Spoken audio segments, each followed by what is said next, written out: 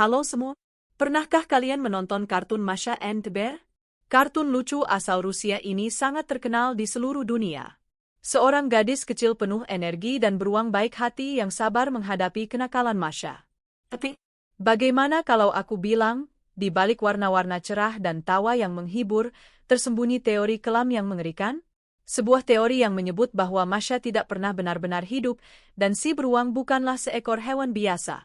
Mari aku ceritakan teori kartun horor Masha and the Bear yang akan mengubah cara pandang kalian selamanya. Dulu sekali, sebelum serial ini dibuat, konon ada desa kecil di pedalaman Rusia, jauh dari keramaian kota.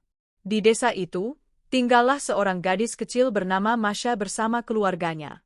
Tapi desa itu punya sejarah kelam, penuh dengan tragedi dan legenda hutan terlarang. Orang-orang desa dilarang keras masuk ke hutan itu setelah matahari terbenam. Namun, Masha kecil tidak peduli. Ia dikenal nakal dan keras kepala.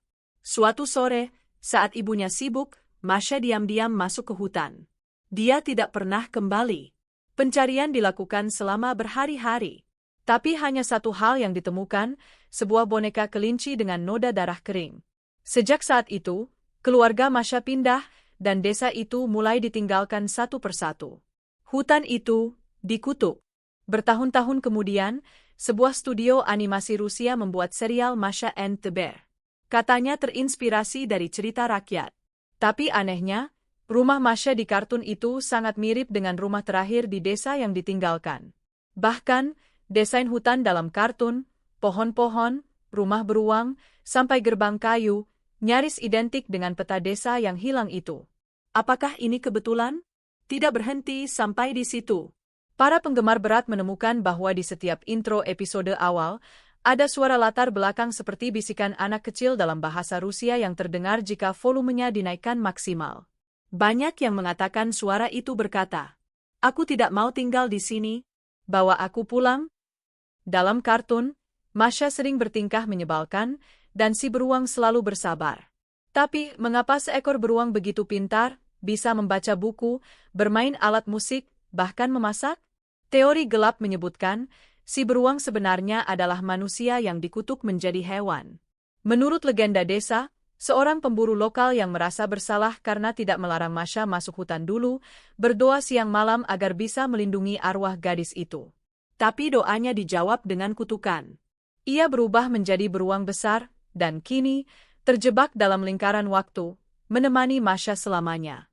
Masha sendiri, konon adalah roh penasaran yang menolak kenyataan bahwa ia telah tiada. Ia menciptakan dunia, ceria, sendiri, di mana ia tetap bisa bermain, dan si beruang menjadi teman abadi, tanpa bisa pergi. Beberapa episode awal dari Masha and the Bear disebut mengandung banyak pesan tersembunyi. Salah satu yang paling menyeramkan adalah episode berjudul Don't Wake Up Till Spring. Dalam episode ini, Masha membuat si beruang tidak bisa hibernasi. Ia terus-menerus diganggu, tidak pernah bisa tidur. Namun jika kalian perhatikan baik-baik, mata si beruang semakin merah di akhir episode. Nafasnya berat. Ia terlihat murka. Tapi Masha tertawa, seperti tidak peduli. Beberapa detik sebelum akhir, frame menjadi gelap sejenak. Dan saat diperlambat, muncul gambar singkat wajah Masha dengan mata hitam legam dan senyum menyeramkan. Tidak ada penjelasan dari studio, dan versi ini hanya muncul di episode rilisan awal di Rusia. Pada tahun 2017, ada kasus aneh yang tersebar di internet Rusia. Seorang ibu membeli boneka Masha untuk ulang tahun putrinya. Tapi anak itu menolak memegangnya.